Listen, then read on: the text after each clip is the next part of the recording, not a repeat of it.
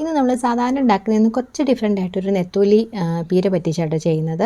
അപ്പം നല്ല ടേസ്റ്റ് ഉണ്ടായിരുന്നു. ഞാനൊരു വീഡിയോ കണ്ടിട്ട് ഒന്ന് അങ്ങനെ ട്രൈ ചെയ്ത് നോക്കിയതാണ്. അപ്പോൾ അതിനായിട്ട് നമ്മളിതാ തേങ്ങയിലേക്ക് മഞ്ഞൾപ്പൊടി, മുളക് പൊടി, ചെറിയ ജീരകം, ഇഞ്ചി, ചെറിയ ഉള്ളി ഇത്രയും ചേർത്ത് കൊടുത്തിട്ട് നമ്മൾ മിക്സിയിലൊന്നിങ്ങനെ ചതച്ചെടുക്കുന്നുണ്ട്.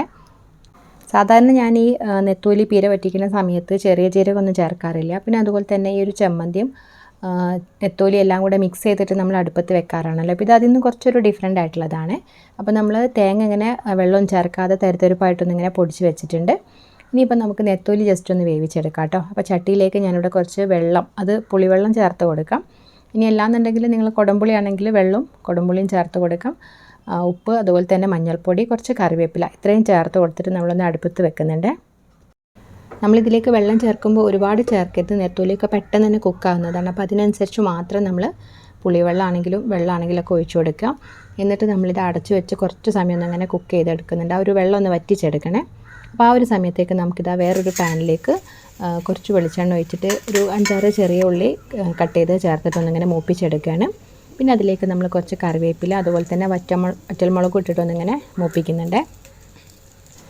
അപ്പോൾ ആ ഒരു ചെറിയ ഉള്ളിയും കറിവേപ്പിലൊക്കെ നല്ല രീതിയിലൊന്നിങ്ങനെ മൂത്ത് വന്ന സമയത്ത് ഇതിലേക്ക് നമ്മൾ നേരത്തെ ചതച്ച് വെച്ചിട്ടുണ്ടായിരുന്ന തേങ്ങ ഉണ്ടല്ലോ, അപ്പോൾ അത് നമ്മളിതിലേക്ക് ചേർത്ത് കൊടുക്കുകയാണ്.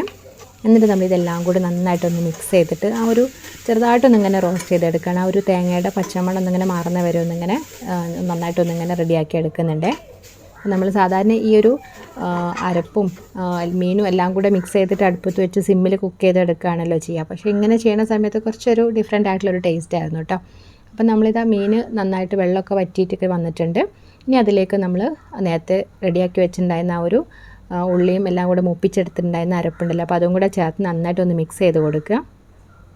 ഇതെല്ലാം കൂടെ നമ്മൾ മിക്സ് ചെയ്തിട്ട് 1-2 മിനിറ്റ് ഒന്നിങ്ങനെ തുറന്ന് വെച്ച് കുക്ക് ചെയ്തെടുത്താൽ മതി കേട്ടോ. അപ്പം നമ്മളെ പീര പറ്റിച്ച് ഇവിടെ റെഡി ആയിട്ടുണ്ട്. ചെറിയ ജീരകമൊക്കെ ചേർക്കുന്നതുകൊണ്ട് തന്നെ ടേസ്റ്റ് ഉണ്ടാവുമെന്ന് എനിക്ക് ഭയങ്കര ഡൗട്ടായിരുന്നു കേട്ടോ. പക്ഷേ ട്രൈ ചെയ്ത് നോക്കിയപ്പോൾ നല്ല ടേസ്റ്റ് ഉണ്ടായിരുന്നു. അപ്പോൾ ഇതുപോലെല്ലാം നിങ്ങൾ കുക്ക് ചെയ്യണമെന്നുണ്ടെങ്കിൽ ഇതുപോലെ ഒന്ന് ട്രൈ ചെയ്ത് നോക്കുക. ഫീഡ്ബാക്ക്സ് അറിയിക്കുക. വീഡിയോ ഇഷ്ടമാണെങ്കിൽ ചാനലൊന്ന് സപ്പോർട്ട് ചെയ്യാനും മറക്കരുത്.